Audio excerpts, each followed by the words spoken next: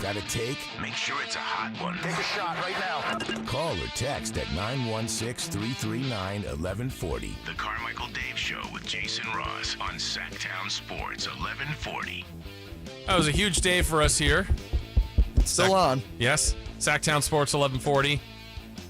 Big day in the community as well. How about the Republic last night? My goodness, what a night for them. Moving on to the semis. And he's a mover. He's a shaker. He's everywhere. And by the way, rumor has it, we're not just talking to him this morning. Oh, there's more? There's more. Oh, wait a minute. Let's just bring on what we believe to be Carmichael Dave. Good morning, Carmichael Dave. Good morning. How are you on the morning after the biggest win in Sac Republic history? Oh, maybe even Sacramento history, Dave. Honestly. Yeah, no, this is huge. And honestly, I could talk about it all day, but you're right. It's a 2-for-1. Who cares about me? We're still going through all the love and the great feelings and everything that follows it, and it's still to come. I'm actually sitting next to right now, and I'm going to butter him up, but I don't care. Listen, just straight up, this is a guy, as you guys know, who has not only fought the battles on the Kings end when we the whole city banded together to save them, and he was one of the very first to step up, but then has fought every battle for the Republic from day one, and has pushed and pushed and pushed.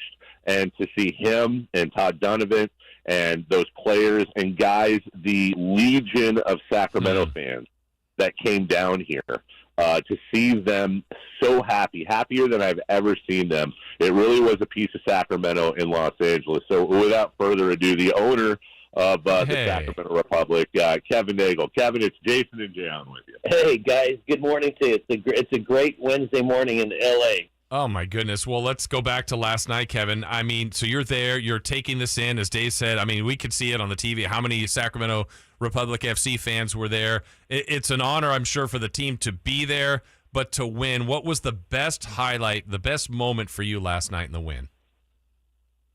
When I heard the whistle blow. That 5 extra minutes seemed like it took forever. Watched the last 8 minutes.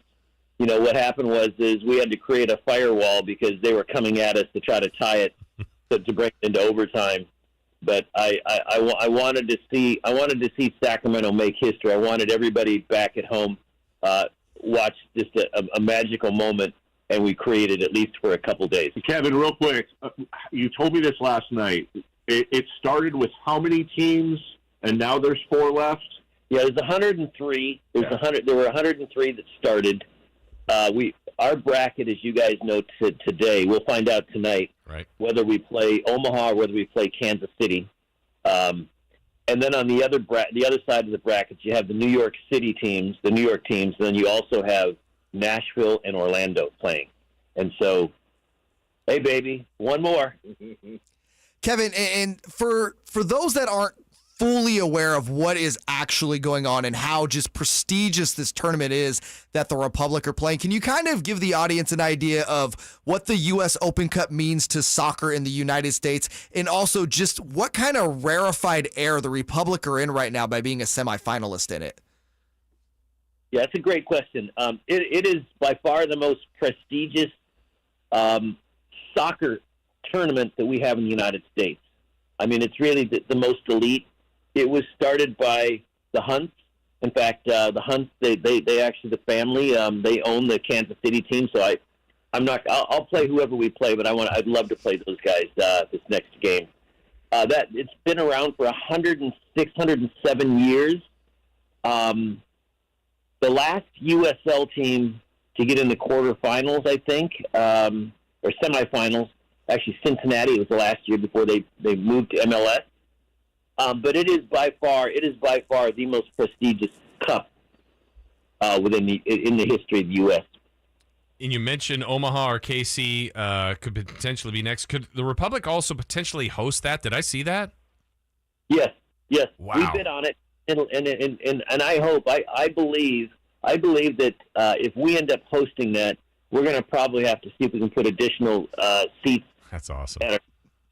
And I want to throw something in here, guys, that I know Kevin won't say, so I want to be clear. This is me talking, not Kevin. What's extra great about this is, as you know, it's been a struggle with MLS, and we know the history there. What's amazing is to watch Sacramento just slapping around their second straight MLS team. First it was San Jose at home, and now to go down to L.A. with Chicharito and all these guys that are down here. We overheard walking in, this is a true story, we overheard one of the Galaxy fans saying, "Why are we playing this high school team?" They completely dismissed us. And we know that all the other MLS owners, the commissioner, we know that all the other MLS fans, they're watching Sacramento just paste all their own teams. And these aren't their second or third teams. These are their top teams. It's a little bit of a thumb in the nose, if you will, a little extra competition, I think, from a fan's point of view. It's nice to see Sacramento getting back on that map. And, Dave, they beat L.A. How sweet is that, beating L.A. in anything? Well, and I was telling Kevin I had my kids down here, which was just a coincidence, and so I was watching the game for a while with my children. Their first Republic game, when they were 6 and 5, was against LA Galaxy 2. And what their favorite thing was, my daughter on the way home said, "Daddy, my favorite thing was all those battalion people. They kept chanting about waffles." And I said, "What are you talking about?" And she said, "They go waffles, waffles, waffles, beat LA." And they weren't saying waffles, they were saying vamos. But we just kind of let it go. And so ever since, the kids, anytime I make waffles, we do the waffles chant. And so last night, now 14 and 13, my daughter says, "Daddy, great game. I had a blast." And she's not a sports fan, but she goes, "What happened to the waffles chant?" And I said, "You know what? I don't know." So maybe that was the only negative last night. No waffles chant. I feel like waffles is better than vamos. Like vamos, vamos is great, but waffles That's just better. has a little extra oomph. Right, exactly. That's funny. Hey, a couple thoughts. You guys probably would appreciate this.